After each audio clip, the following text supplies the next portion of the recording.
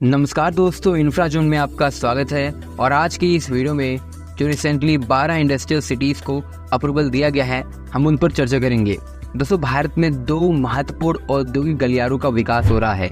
इसमें एक Delhi Mumbai industrial corridor और दूसरा अमृतसर कोलकाता इंडस्ट्रियल कॉरिडोर है। इसके तहत एक्सप्रेसवेज डेडिकेटेड फ्रेट कॉरिडोर का डेवलपमेंट हो रहा है। फ्रेट कॉरिडोर के ज़्यादातर स्ट्रेच ऑपरेशनल हो गए हैं, कुछ स्ट्रेच बचे हैं जो कि जल्दी ऑपरेशनल हो जाएंगे। इसके अलावा जो एक्सप्रेसवे कनेक्टिविटी है, इस पर भी काम हो रहा है।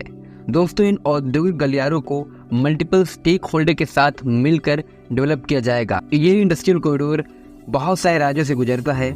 यहाँ पर दोस्तों western dedicated freight corridor Delhi, Haryana, Uttar Pradesh, Rajasthan, Madhya Pradesh, Gujarat और महाराष्ट्र तक जाता है। जबकि जो अमृतसर कोलकाता इंडस्ट्रियल कॉरिडोर है, पंजाब, हरियाणा, उत्तर प्रदेश, बिहार, झारखंड और वेस्ट बंगाल तक जाता है। इसके तहत यहाँ पर special investment region, industrial cities, township, multi modal logistic hub establish किया जा रहा है।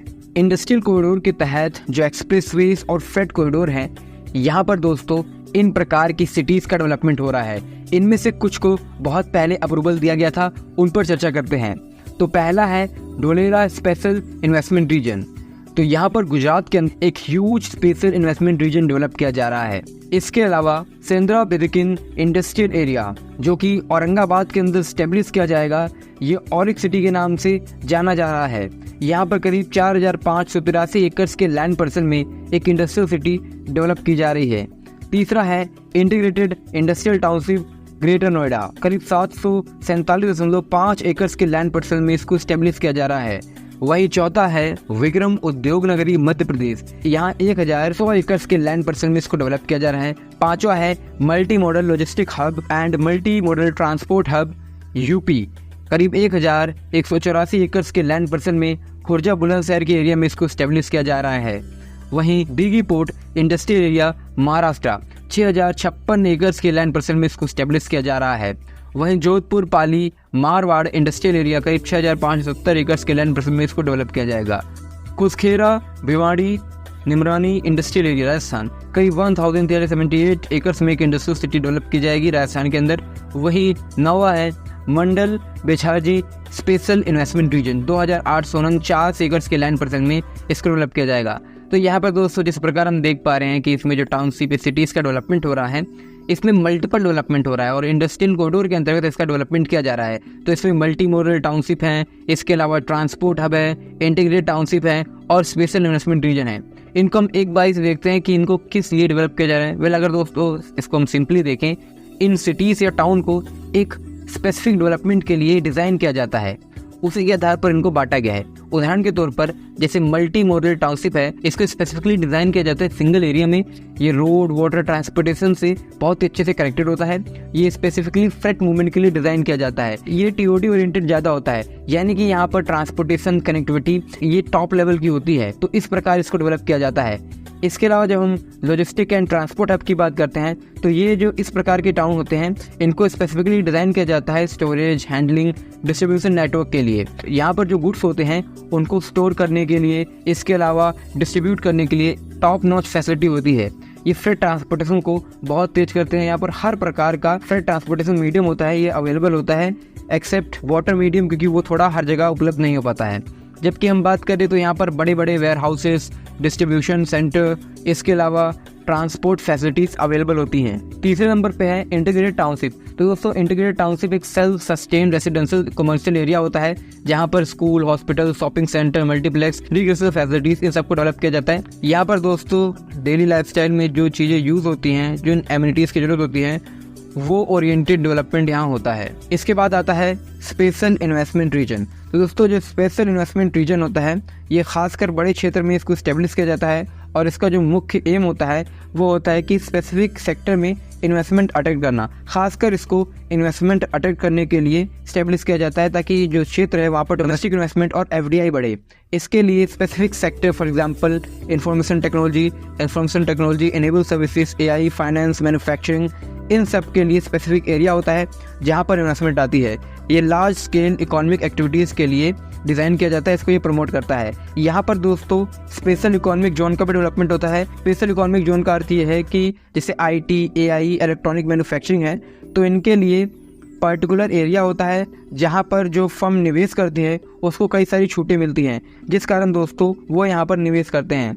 और 5वें नंबर पे है industrial cities. Industrial cities specifically industrial development के लिए सेटअप की जाती हैं। यहाँ पर फ्लैटेड इंडस्ट्रीज़ और मल्टी स्टोरेज इंडस्ट्रीज़ के लिए स्पेस होता है। ये भी बड़े लैंड पार्सल में डेवलप की जाती हैं और यहाँ पर जो मेन डेवलपमेंट होना होता है वो बड़े बड़े इंडस्ट्रियल डेवलपमेंट को प्रमोट करना होता है। अब दोस्तों इसमें अंतर ऐसा है कि बहुत सारे मैन्युफैक्चरिंग क्लस्टर भी आप देख रहे होंगे, इसके अलावा बहुत सारा जो स्पेशल इन्वेस्टमेंट रीजन है उसको भी देख रहे होंगे। लेकिन कुछ ऐसी इंडस्ट्रीज़ होती हैं जिससे बहुत ज़्यादा पोल्यूशन होता है और उनको स्पेशल इन्वेस्टमेंट रीजन या फिर जो मल्टी मॉडल टाउनशिप डेवलप हो रही हैं, इससे जो रेजिडेंट्स हैं उनको नुकसान हो सकता है। उन कंपनीज़ को स्पेसिफिकली इंडस्ट्रियल सिटीज़ में स्पेस दिया जाता है, वो यहाँ पर इन्वेस्टमेंट कर पाती हैं। दोस्तों इन सभी को national industrial corridor development plan के तहत करा जा रहा है। इसके तहत मल्टीपल स्टेक होल्डर्स हैं, स्टेट गवर्नमेंट और सेंट्रल गवर्नमेंट मिलकर काम कर रहे हैं। रिसेंटली दोस्तों यूनियन कैबिनेट की इकोनॉमिक अफेयर की कमेटी चेयर की गई थी by prime minister Narendra Modi, और उसके बाद दोस्तों 12 नए इंटीग्रेटेड मैन्युफैक्चरिंग क्लस्टर्स को अप्रूवल दिया गया है under national industrial corridor development plan. तो दोस्तों करीब 28,602 करोड़ रुपीस का इन्वेस्टमेंट। तो यहाँ पर 10 राज्यों में 12 इंटीग्रेटेड मैन्युफैक्चरिंग क्लस्टर को अप्रूवल दिया गया है। इसमें खुरपिया उत्तराखंड, राजापुरा पटियाला पंजाब, देगी महाराष्ट्र, पलक्कड़ केरला, आगरा प्रयागराज यूपी, गया बिहार के अंदर, जहीराबाद तेलंगाना के अंदर और वक्कल कोपार्थी आंध्र प्रदेश के अंदर, जोधपुर पाली राजस्थान के अंदर। तो इन सभी के अंदर इंटीग्रेटेड मैन्युफैक्चरिंग क्लस्टर को डेवलप किया जाएगा। इसके अलावा union commerce and industry minister Piyush Goyal ने इन्होंने ये भी कहा है कि 8 ऑलरेडी शहर डेवलप हो रहे हैं और डिफरेंट स्टेज पे हैं। हालांकि दोस्तों जो वेस्टर्न डेडिकेटेड फ्रेट कॉरिडोर और जो दिल्ली मुंबई इंडस्ट्रियल कॉरिडोर में डेवलप होने वाली सिटीज़ हैं, अगर आप उनका एरिया देखेंगे तो as where compare to integrated manufacturing cluster वो बहुत ज़्यादा है। फिर भी दोस्तों ये इंटीग्रेटेड मैन्युफैक्चरिंग क्लस्टर भी एक बहुत ही अच्छा शुरुआत हो सकते हैं इन स्टेट के लिए। यहाँ पर ये सारे इंटीग्रेटेड मैन्युफैक्चरिंग क्लस्टर 1000 एकड़ के हैं या उससे थोड़ा ज़्यादा हैं। इनिशियली वेस्ट बंगाल ने भी अपने यहाँ पर इस प्रकार के डेवलपमेंट के लिए एक प्रपोजल रखा था, बाद में उसने। तो दोस्तों सेंट्रल गवर्नमेंट और स्टेट गवर्नमेंट 51-49 के रेशो से सिटीज़ को डेवलप करेगी। अब यहाँ पर दोस्तों जो स्टेट गवर्नमेंट की इक्विटी है उसके तहत स्टेट गवर्नमेंट को यहाँ पर लैंड एक्विजिशन करना है। इसके लिए जो वो साइट आइडेंटिफाई करेगी, देन वहाँ पर उसका प्रपोजल भेजेगी और जो सेंट्रल गवर्नमेंट है जो DPR रिलेटेड वर्क है, इसके अलावा वहाँ पर जो इंफ्रास्ट्रक्चर का काम है ये सभी सेंट्रल गवर्नमेंट करेगी, जबकि जो लैंड एक्विजिशन और साइट का सिलेक्शन करना है ये काम जो स्टेट गवर्नमेंट है वो करेगी। तो स्टेट गवर्नमेंट की जो इंडस्ट्रियल डेवलपमेंट अथॉरिटी है या कोई अथॉरिटी है वो नोडल एजेंसी का काम कर सकती है और यहाँ पर जो बाद का डेवलपमेंट होगा वो सेंट्रल गवर्नमेंट का होगा। इसके अलावा एक और अच्छा प्रावधान सेंट्रल गवर्नमेंट ने लाया है, अगर स्टेट गवर्नमेंट को फंड का इशू आ रहा है 10 साल के लिए लोन ले सकती है और यहाँ पर लैंड एक्विजिशन कर सकती है। इसके अलावा दोस्तों एक और खास बात है कि जो सरस्वती हाईटेक सिटी के करीब IMC प्रयागराज का एरिया आइडेंटिफाई किया गया है, जो कि 370 एकड़ के आसपास का लैंड पार्सल है, जो कि जो IMC की रिक्वायरमेंट है उसको मीट नहीं कर रहा है। फिर भी दोस्तों यहाँ पर इसको चुना गया। इसका एक कारण ये है कि जो